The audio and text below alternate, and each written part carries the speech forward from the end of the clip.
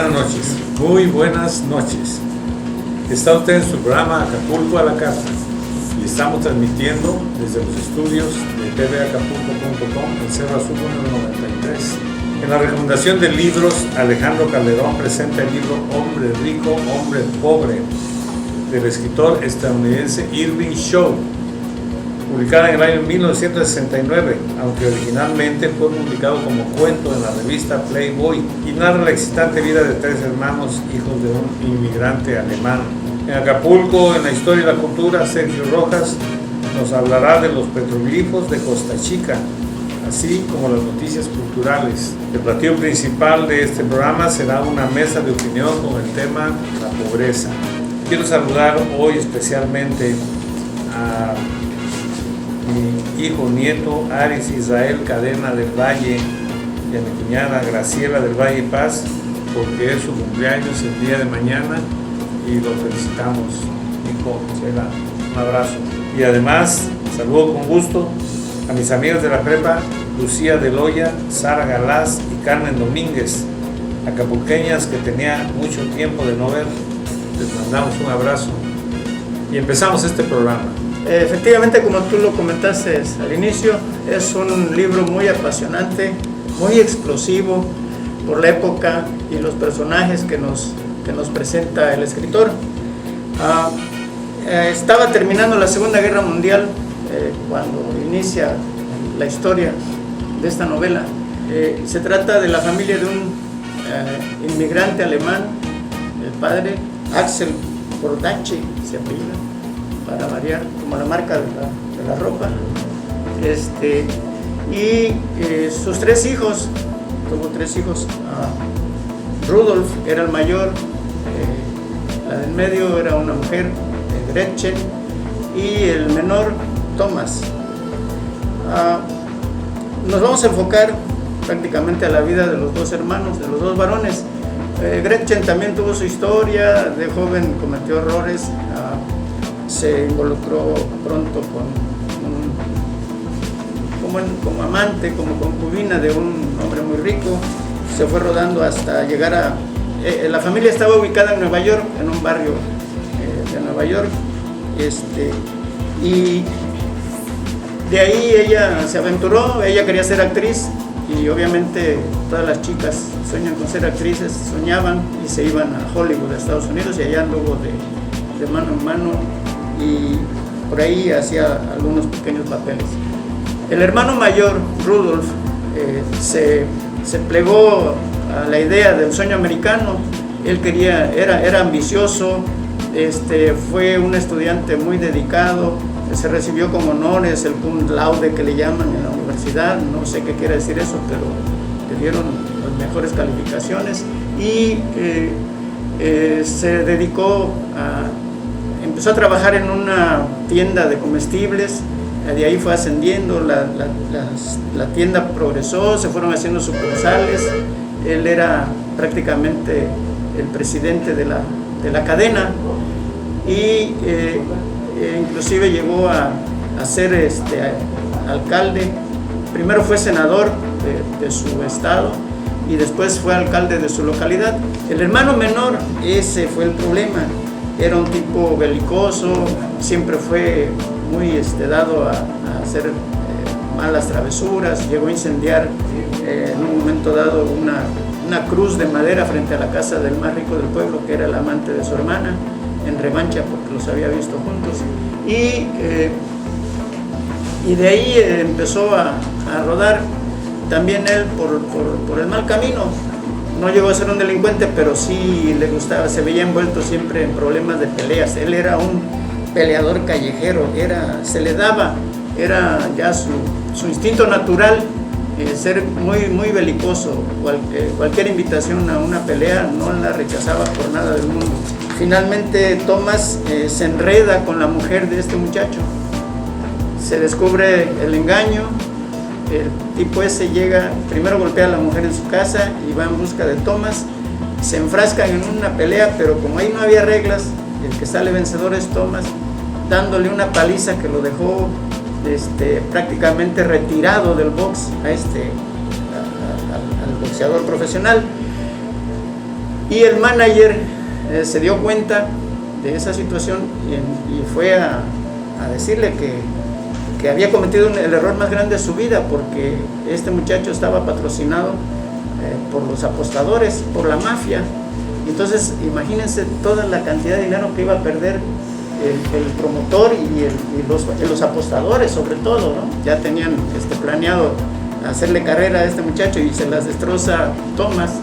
Entonces le aconseja que se vaya del país, que huya, lo conecta con alguien que lo sube a un barco mercante como marinero.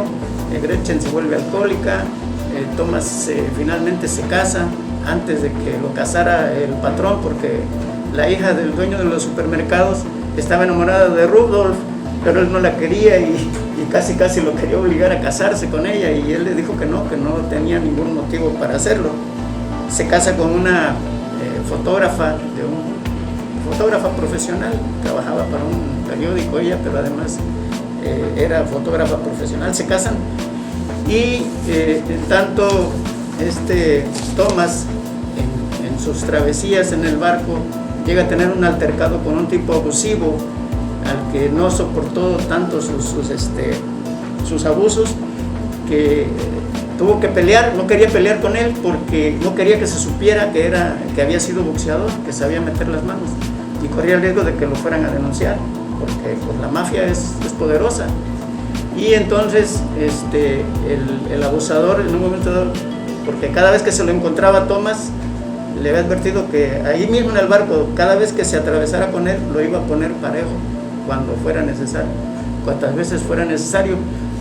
Aquel termina suicidándose, se tira al mar una noche, porque ya no soportó la humillación, perdió el respeto de los demás, porque él tenía sojuzgados a los demás marineros, y llega y le quita el puesto, más bien le domina el puesto, y se suicida aquel rudo marinero que dominaba a los demás.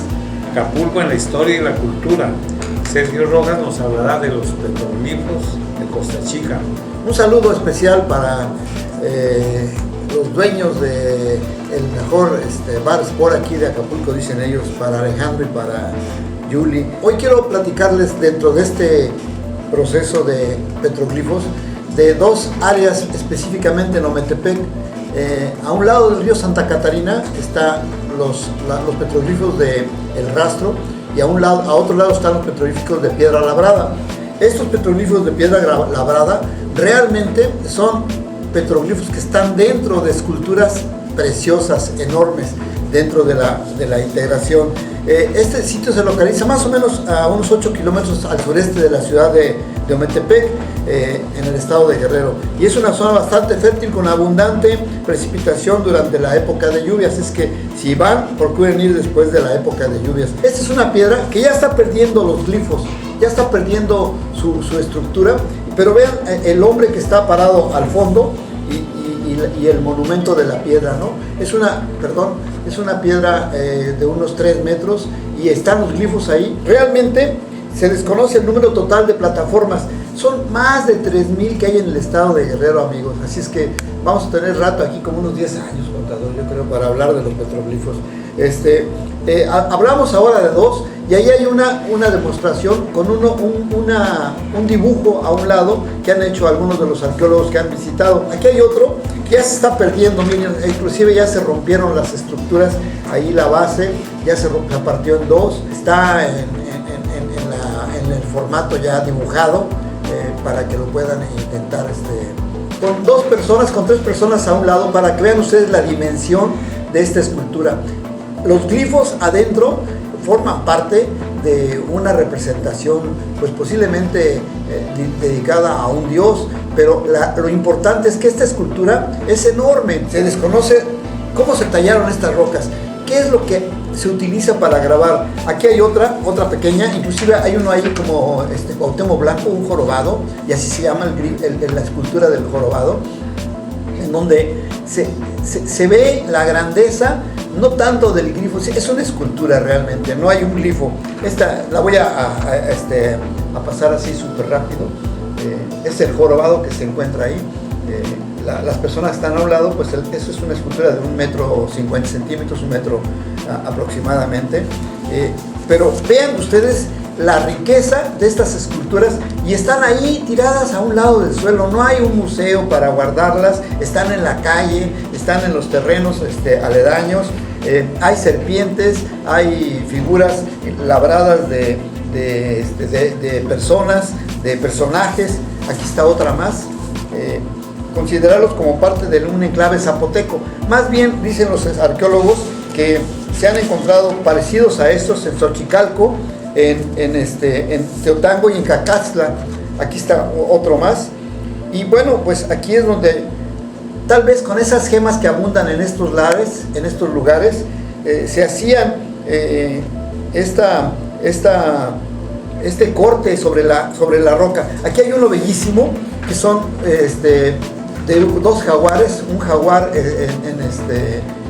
dentro de la escultura propia. Y bueno, pues también ustedes intenten grabar en una roca granítica y realmente pues con un cincel les va a rebotar el cincel y el martillo, un glifo de lo que representa una caña, de la que son representativas en muchas de las culturas que hay a todo lo largo de la costa del Pacífico, aquí en la Costa Chica y por supuesto en la Costa Grande. Aquí tenemos un glifo con rayos y con agua, y ahí se ve la mano de uno de las personas, aparte de mis dedos, se ve una mano para que vean la dimensión de la escultura y del glifo dentro de la roca. Aquí hay otras esculturas, una tortuga, un caracol enorme, pero son esculturas gigantes. Qué grandeza de estas personas, de estos ancestros, para estar grabando en la roca estas figuras. Posiblemente le veían a la roca una figura. Y aquí hay una representación de lo que es el núcleo constructivo, y vean ustedes dentro de lo que es una persona que está ahí al fondo, y realmente han hecho labor los arqueólogos sobre el cerro. Le han quitado al cerro el lodo, la tierra, las raíces para encontrar esas esculturas. Cuando yo era niño, yo pensaba que éramos pobres, y aunque teníamos casa de adobe, que era muy común en aquellos años, y nuestra casa era de tejas, realmente teníamos una casa. Mis hermanos estudiaban en la escuela primaria, mi papá tenía un trabajo, y yo, a pesar de eso, pensaba que éramos pobres. Quizá porque la pobreza se medía de otra manera, o quizá en la mente de un niño de 10 años, que posiblemente medía la pobreza con algunos lujos que mis padres no nos podían pagar, como tener una televisión o un refrigerador que realmente no necesitábamos porque nunca quedaba que guardar, o un carro que tampoco necesitábamos porque en ese tiempo los taxis eran muy baratos, a 3 pesos la dejada, y además iban a tu casa si lo pedías por teléfono. Pero a pesar de todo este desarrollo, la mayoría de los acapulqueños seguían siendo pobres. Los terrenos eran muy baratos, aún en la costera. Bueno, no estaba todavía la costera, no había nada. Cerca de la playa eran muy baratos. Pero decía la gente, ¿para qué compro un terreno? Ni aunque me lo regalen. Ya tenemos una casita donde vivir y voy a tener que guardarlo y buscar a alguien que me lo cuide y pagarle. Mejor así lo dejamos. Se los ofrecían gratis y nadie los quería. Y otra cosa más, a los acapulqueños no nos faltaba nada, realmente teníamos mucha comida, teníamos pescado a montones en el malecón, los ojotones, silíos, mojarritas, guachinangos, hasta decir basta. Teníamos frutas que nos regalaba la naturaleza, sandías y melones que crecían sin dueño en cualquier terreno baldío, mangos por donde quiera, cocos, en toda la orilla de la playa había. En esos años no se permitía a extranjeros adquirir propiedades legalmente, y entonces surgió un pequeño grupo de personas que supieron sacar provecho de ese filón, los prestanombres, que servían para comprar propiedades a nombre de alguien más, a cambio desde luego de administrar la propiedad y vigilarla para el virtual dueño. Dicen de extranjeros que compraron de esa manera, se fueron y nunca regresaron, y así algunas personas se hicieron de pequeñas y grandes fortunas. Y los acapulqueños, dueños por derecho de todo lo bueno que hay en nuestra tierra, la mayoría seguíamos siendo pobres, pero eso sí muy felices, viviendo en un lugar de ensueño, teniendo acceso a la pesca, al museo, a las mejores playas del mundo. ¿Qué más se puede tener? Y efectivamente, lejos estaba uno de pensar que pudieras tener en tu casa una estufa de gas. Lo que se usaba eran estufas de petróleo. Si no se usaba, no, ya una estufa de petróleo ya era un cierto riqueza. Nivel, ¿sí? Ya porque lo usual era leña o carbón. Entonces, ya empieza uno a ver una estufita de gas, un pequeño refrigerador. Después de muchos años, ya siente uno que va subiendo de nivel. No era muy común en las casas que hubiera ese tipo de aparatos de línea blanca, por ejemplo. Por eso digo yo que sí. Pensaba yo que éramos pobres. Así es, sí, pero era el estatus normal en la gente. Se fueron creando necesidades después con el tiempo, Sí. que fue lo que de alguna manera hace que ya hasta la fecha mucha gente siga endeudada con tal de tener un cierto aparato, una cierta comodidad, aunque no tenga casi para pagarla. Eso influye. A ver, sin intereses o influye demasiado. En abono chiquito. En abono chiquitito. Sí, pero llegas a pagar como 5 veces el valor del mueble. La pobreza se puede medir, que realmente es un representativo de medir a la pobreza, pero que la pobreza no es de las personas, la pobreza es del país. Este concepto que manejamos ahora de pobreza me recuerda una película, ¿no? La película esta de Macario, ¿no? Donde es muy pobre, pero está lleno de chilpayates, dice él. Tiene como 5 o 6 hijos, ¿no? Y él lo que quiere es, inclusive en el momento que empieza la película, empieza a desprenderse de su comida porque sus hijos tienen hambre, tienen mucha hambre, ¿no? Yo me recuerdo que en alguna ocasión, pues, no estufa de petróleo, pero sí en una anafre, mi madre puso una olla de frijoles y no sé quién le regaló tortillas de maíz duras, y las pusimos alrededor y las compartíamos y sabía a gloria un pedazo de tortilla tostada alrededor del anafre, con una cucharada de frijoles, ¿no? Realmente la clasificación de pobreza, pues Macario era muy rico, tenía todo el bosque a su disposición, pero nada más salía una vez en la mañana a buscar leña, ¿no? Yo no sé por qué no buscaba más leña. Astutamente le evade el concepto de esta pobreza que él tiene, ¿no? Pero lo que él quiere, no se queja de la pobreza, ni que sus hijos no tengan que comer. Se queja de que él no pueda comerse un pavo solo, ¿no? Un guajolote solo, ¿no? Sin invitar a nadie. Y cuando se le hace, inclusive la esposa le ayuda a robar, o sea, la mujer siempre tan comprensiva, tan compasiva del hombre, pues se roba uno y se lo da para que se lo coma él, y cuando va a darle la primera mordida se le aparece el diablo, ¿no? Y va a darle otra mordida y se le aparece Dios. Todos quieren compartir de su... Y bueno, a la única que sí le da es a la muerte, pero bueno, pues eso lo hace su trato. Como parte de la pobreza en una película. Esa película habla de pobreza, ¿no? Sí, claro, de pobreza extrema, ¿no?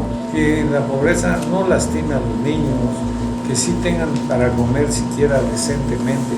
Como en mi caso, y lo dije muy claro, yo creía que éramos pobres porque nosotros no teníamos ni refrigerador, ni televisión, ni nada en que tocar música, ni nadie tenía un cuarto así como ahora. Pero tú estás viendo el panorama aquí cerquita. Yo no quiero entrar a las cifras, mira, aquí está UNICEF. UNICEF nos dice, si hablamos de datos globales de pobreza, es necesario tener en cuenta que en México una gran parte de la población es joven. En 2007 la cifra, UNICEF, ya sabemos que es UNICEF, es una dependencia de la Organización de las Naciones Unidas. Dice, en 2007 la cifra de población de 0 a 17 años superaba los 38 millones. Los niños, niñas y adolescentes forman parte de los grupos más vulnerables a sufrir carencias y privaciones. México tiene abundancia de todo. Tiene ríos, tiene mares, tiene litorales grandísimos, tiene montañas, tiene todo. Y no alcanza para todo. Pero, un par de partidos. Pero estamos hablando de la zona urbana. En la zona rural de Acapulco, yo creo que, discúlpame, pero nosotros hemos tenido la oportunidad de visitar las zonas rurales y rurales de Acapulco, no de Guerrero, de Acapulco nada más, simple y sencillamente. Y ahí encontramos esos cuadros dramáticos de gente que no tiene ni calzado. Gracias por su atención. Nos vemos el próximo jueves de 7 a 8 de la noche en otro programa más de Acapulco a la Carta.